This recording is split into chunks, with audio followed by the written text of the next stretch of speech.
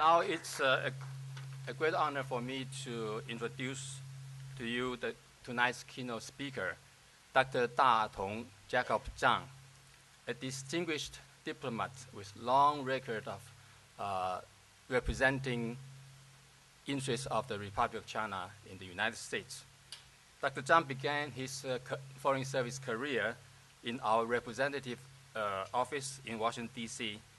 as a counselor from 1988 to 94, and returned to Taipei to do his home service in the Ministry of Foreign Affairs as section chief, and then deputy director in the North American Affairs Department from 94 to 97. Dr. Zhang returned to the United States as deputy director of the Public Affairs Division from 97 to 99, which is now known as the Congressional Liaison Division. He subsequently served as director of the Secretariat Division, that is the Political Affairs Division, from 1999 to 2003. Later, served director of the Congressional Liaison Division from 2003 to 2004.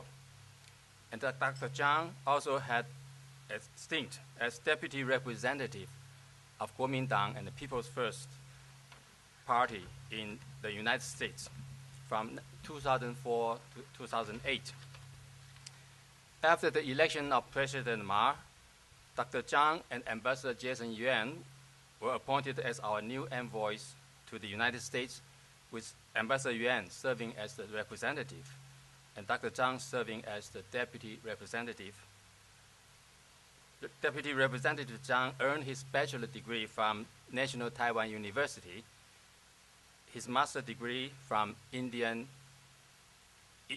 University School of Law, and his doctorate from the George Washington University Law School. It is my great honor to present Dr. Zhang to you. Please join me to welcome Deputy Representative Zhang.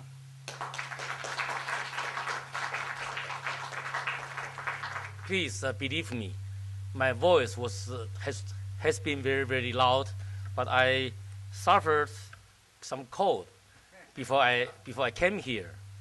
As a matter of fact, I am an avid love of Chinese opera.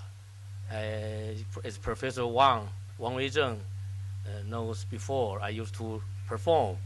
I spent more time in my college days on the stage than in the library. I had asked my staff in Washington to prepare a very good text of a lecture to be delivered.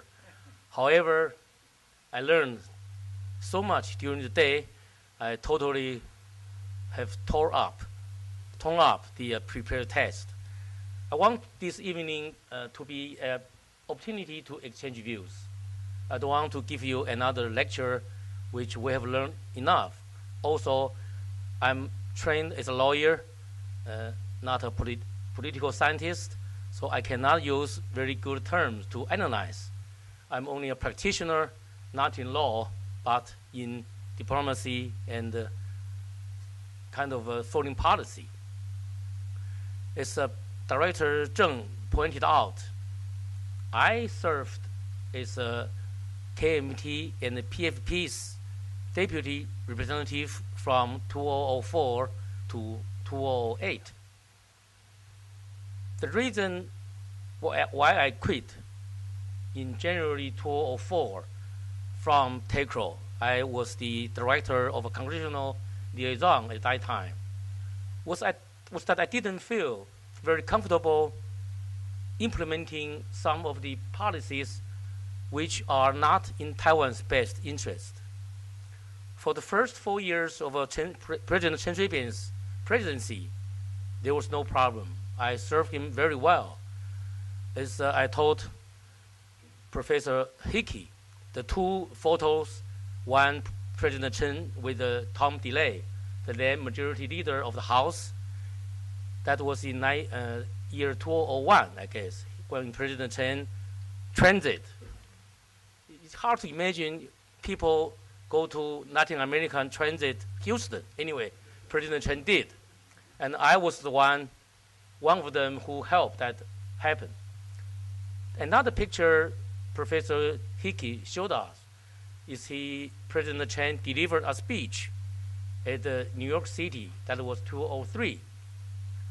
That was also a so-called transit, but a transit with an audience of 2,000 people. Those are the high times, I would say, of relations between Taiwan and the U.S. But I really don't want to say the relationship has deteriorated because I left. No, that's not the case. I learned so much during today's lectures. I just want to do something. There are certain myths of U.S.-Taiwan relations. I know my topic is U.S. and R.O.C. a fresh start. So why don't I begin by saying this? One myth is U.S.-Taiwan relations was at the bottom when Chen Shui-bian left office. Is it true or not? Unfortunately, I have to say it is true. I returned to work at TACRO July 31st this year. Ever since that day, we had to wait at TACRO. Usually work about 12 hours a day just to catch up. As Ying-jeou said, his first priority is to establish mutual trust between U.S. and Taiwan. The mutual trust was totally destroyed in the last part of President Chen Shui-bian's administration, which is very, very sad. Another question is the U.S. Fearful of Taiwan's closer relations with the PRC? Again, the answer is no. As you all remember, you scholars studies U.S.-Taiwan relations or the trilateral relations.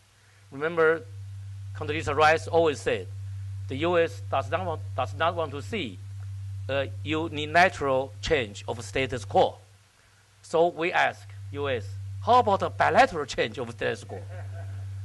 They have nothing to say. They only say, well, if it's done by peaceful means and the decision, the resolution has to be acceptable to people on Taiwan. So they do not object to any warming up of the relations between Taiwan and the PRC. Another myth is McCain better than Obama? Or is Obama better than McCain in terms of U.S.-Taiwan relations? I'm happy to report both are the same. They will be equally beneficial to Taiwan relations. I can give you two reasons. First, in August this year, there were two conventions, DNC and RNC, the Republican National Convention and the Democratic National Convention. Each passed the party platform for the next 4 years. Each of the party platforms contains the words that the U.S. will fulfill its obligations under the Taiwan Relations Act. And that the U.S. would like to see a lesson of tension between the two sides of the Taiwan Strait, and the solution of Taiwan issue should be acceptable to the people on Taiwan and of China. Then earlier this month, actually October the 3rd, when President Bush announced or notified Congress of an arms sales package to Congress, to Taiwan, Senator Obama did release a statement praising President Bush's decision. on October the 8th. A day earlier, Senator McCain also praised this decision to continue sell arms to Taiwan. Since there are several items that were not included, so the next question is, are those items not under consideration? Why the U.S. refused to sell submarines or other items to Taiwan? Again, I can refer you to statements by the spokesman of State Department. They were saying these decisions are made in accordance with the consideration of Taiwan's defense needs. This is not the end. This is the beginning of the arms sales process, which has been stalled over past 7 years.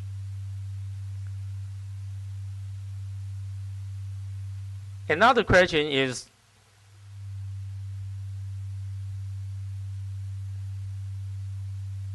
how do we define the U.S.-Taiwan relations now? It's beneficial or it's harmful? I would say, as our topic indicates, this is a fresh start. After 8 years, the U.S. and Taiwan are embarking on a new era of U.S.-Taiwan relations. You have asked why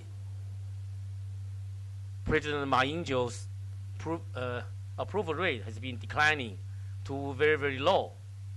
If you look at the poll more carefully, a lot of this declining is due to the people's impatience of Ma Ying-jeou's policies, some towards the corruption cases, some towards his economic policies. As Professor Wang Weizheng knew, there's a song in Chinese called 哥哥爸爸真伟大. This song used to be sung by the brother of Jiang Jingguo, Jiang Weiguo, because Jiang Weiguo's 哥哥 Jiang Jingguo was the president. Jiang Weiguo the father was Chiang Kai-shek. So he always sang 哥哥爸爸真伟大. My brother and my father are so great. I also can sing one Chinese. The same thing is 学长学弟真伟大. 学长 means schoolmate 1 year senior to you. 学弟 means 1 junior to you. I happen to be caught in between because Ma Ying-jeou was 1 year senior to me in Taida Law School. Chen Shui-bian was 1 year junior to me in Taida Law School. So we all knew each other. I knew Ma Ying-jeou for many, many years, over 40 years. As I remember, the last time I was in this town was back about 25, 26 years ago. Why? Because I came here to attend a meeting called Anti-Communist Patriotic Alliance meeting, 反共爱国联盟, which Ma Ying-jeou is a charter member. So in his heart, I can assure you, he does not like communist system. He does not like it. If you read his press releases carefully, up to now, he never used the word 中国, China, to describe mainland China. He said 中共, Chinese communist, or 中国大陆, Chinese mainland. Because KMT, Ma Ying-jeou, and myself still believes we are the legitimate holder of statehood of whole China. We think R.O.C., just like 92 consensus, there's only one China, but China is R.O.C. It's not monopolized by PRC. People also question, where is the biggest threat to Taiwan? Ma Ying-jeou just said 3 days ago, when he has a meeting with senior military officials, he said the biggest threat to Taiwan's national security is from China, 中共. Chinese communists because of the missiles, because of the unfree system. It's very clear. On one hand, he wants to improve relations with China. On the other hand, we have to be prepared. As people who know Chinese will understand, one of his defense strategy is so-called hard R.O.C. Hard R.O.C. Republic of China, R.O.C. or R.O.C.K. to make Taiwan unswallowable, which means PRC cannot swallow Taiwan easily, and to make Taiwan unbeatable. PRC will think twice or three times before it decided to invade Taiwan. And this is the reason we still need defensive weapons from the U.S. And we are very, very grateful that the U.S. continues to honor its obligations under the Taiwan Relations Act. He further elaborated so-called three no's: no unification, no independence, no use of force. He said no unification means he will not talk about unification issues in his term of presidency. No independence means he will not pursue a de facto independence of Taiwan. No use of, de jure independence of Taiwan. Thank you. No use of force means he's against the use of force to solve the cross-strait relations. Whether this strategy will work really depends on both the goodwill from PRC as well as the national consensus in Taiwan. We heard this afternoon especially so much about polarization in Taiwan. I would like to share you a small story which I told somebody before. I live in the suburb of Maryland near Washington, D.C. There's a small laundry shop. The owners are from Taiwanese, husband from Kaohsiung County, wife from Tainan County. Both are very green parts. And I took my laundry there. That time I was working for the KMT office. I try not to say what I work for. Of course, we discuss about presidential election. The owner said, "Oh, Ma Ying-jeou cannot be trusted. He will sell out Taiwan." And we try to do a little debate. Then on March 22nd, they all went back to vote. And they told me, I know who are you going to vote. You're going to vote for Ma Ying-jeou. I said, I don't know. We'll see. But they both went back to vote. When they returned, I remember in early April, I took my laundry there again. They didn't talk about election. They lost, but they accepted the fact graciously. What they talk about? They talk about Kaohsiung. They talk about the Kaohsiung subway. They talk about the high-speed railway from Taipei to Kaohsiung. When I was little, it took me 10 hours from Kaohsiung to Taipei. Now it's only 90 minutes. They boasted that the Kaohsiung subway is better than Taipei subway because the Kaohsiung subway system are very, very well decorated, they're very, very convenient. So they just try to avoid those topics. Still, I was a little fearful. I didn't tell them what I did. However, one of the reporters also took the laundry to that shop. And he just saw me. He said, "Oh, 副代表, deputy representative." After they learned who I work, they became more cordial. To my surprise, I said, "Oh, good. You're returning to government. Good." So I still take my laundry there, no problem. Polarization or division of opinions usually occurs when there is an election. After the election, things are getting much, much better. Much, much better. And Ma Ying-jeou really, as somebody has described, has an original thing because he was born in Hong Kong. But he said he was made in Taiwan, delivered in Hong Kong. Because when their parents first came to Taiwan, then went to Hong Kong, but really you cannot hold that against him. Talking about the more improvement of the bilateral relations, Ma Ying-jeou just said today, now the fruits, Taiwan fruits, are very, very famous. People visit Taiwan during the summertime, are amazed by the variety of the fruit in Taiwan.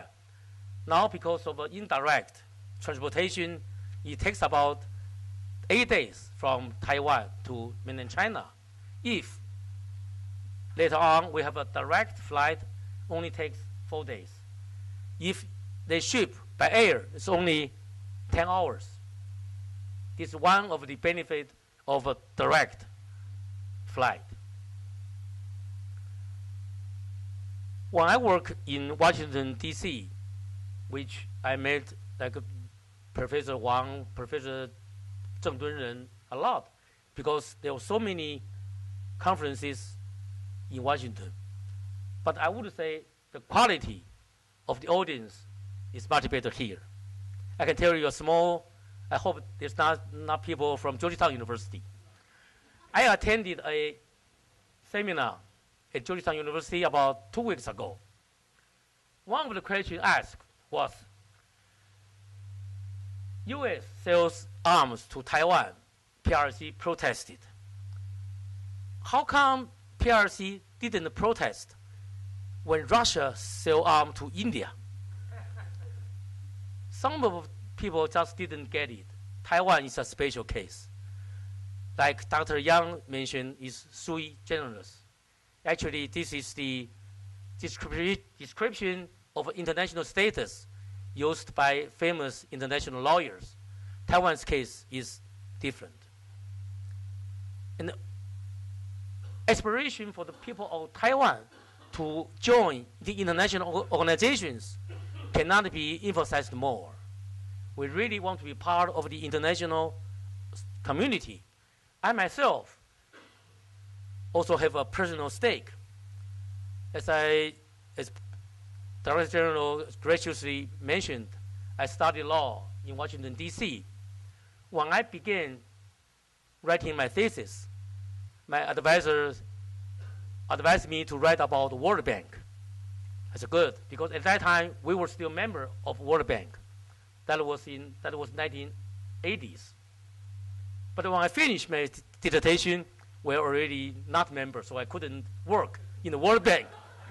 So every time I passed the World Bank building, I always sighed, oh, I wish I could have worked there. So this is a very unique. We were not member of UN after 71, but we were member of World Bank IMF until 1982.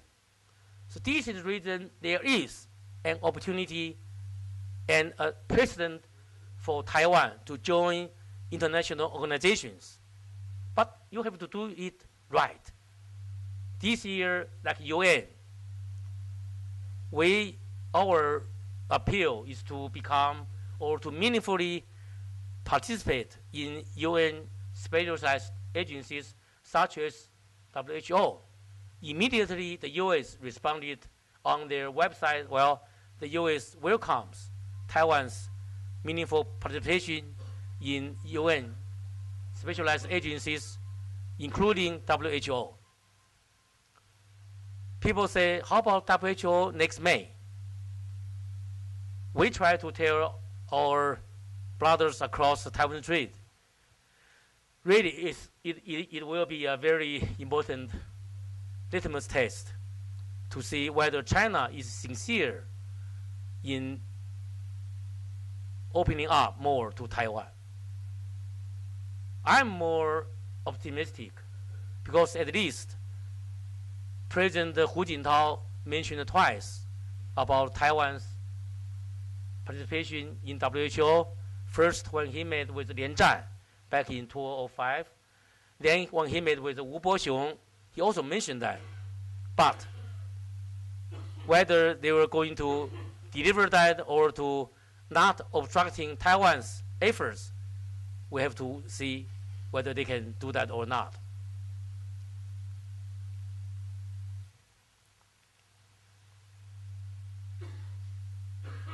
As I said,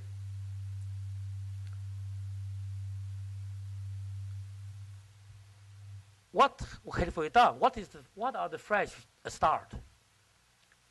Since I rejoined TECRO, we saw a peaceful or a uneventful transit of Ma Ying-jeou.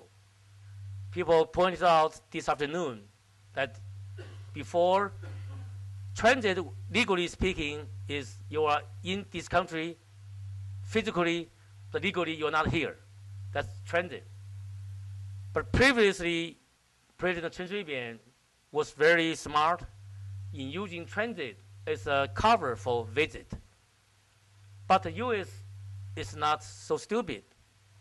So in later years, President Chen Shui-bian could only transit Alaska and other islands, not in the continental USA.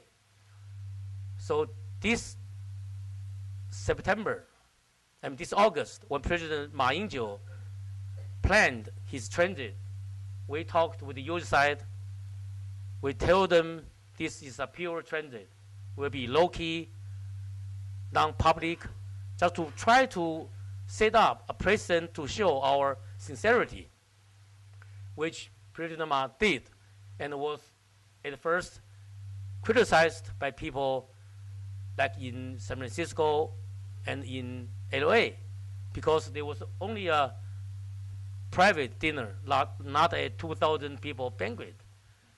However, President Ma is a man of his words. He said this is a transit, this is a transit. He didn't want to use the cover of transit to make it a visit. After the transit, you will see, like I said before, the UN, the United States government publicly supports Taiwan's meaningful participation in the UN specialized agencies. Later on October 3rd, you'll see the announcement of arms sales. Of course, it is not enough.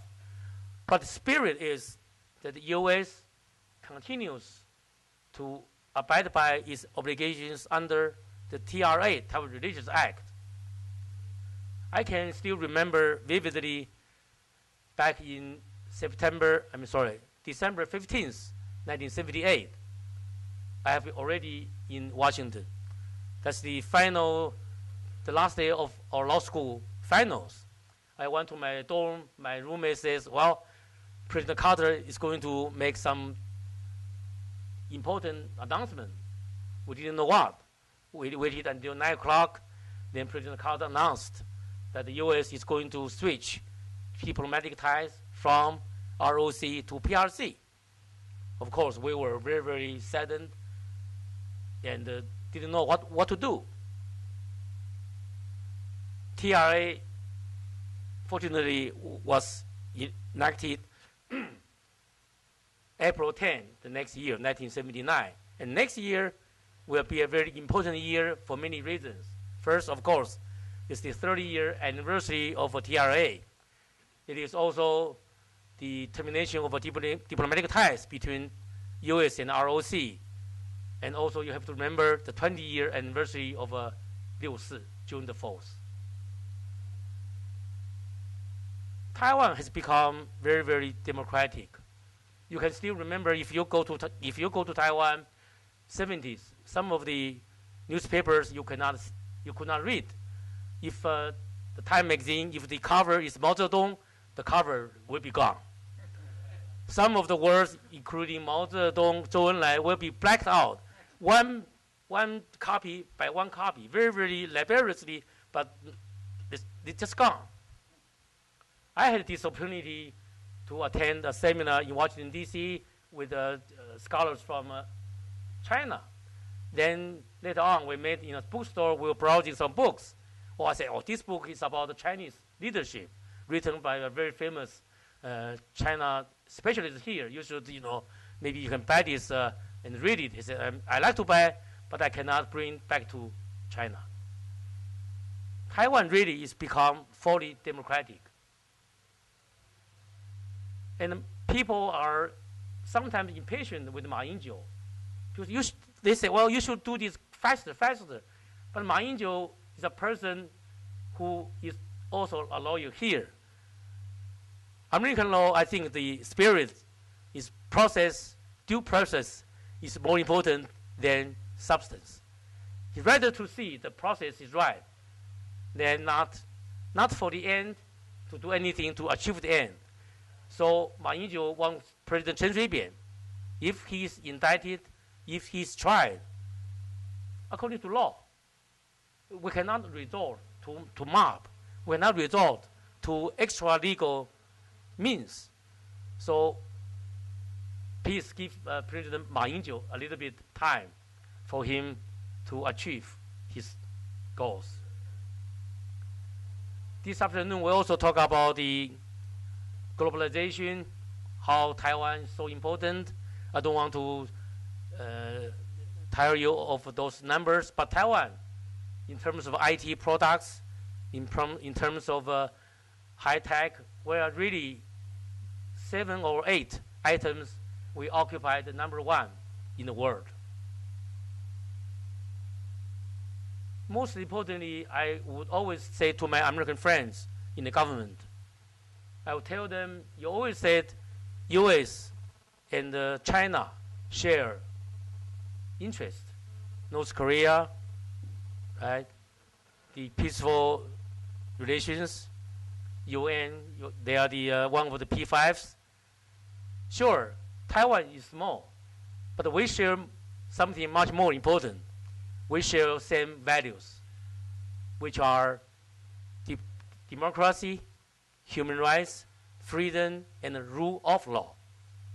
PRC, at the most, we can say a country ruled by law is not rule of law. So I'm more confident, giving us a little bit more time.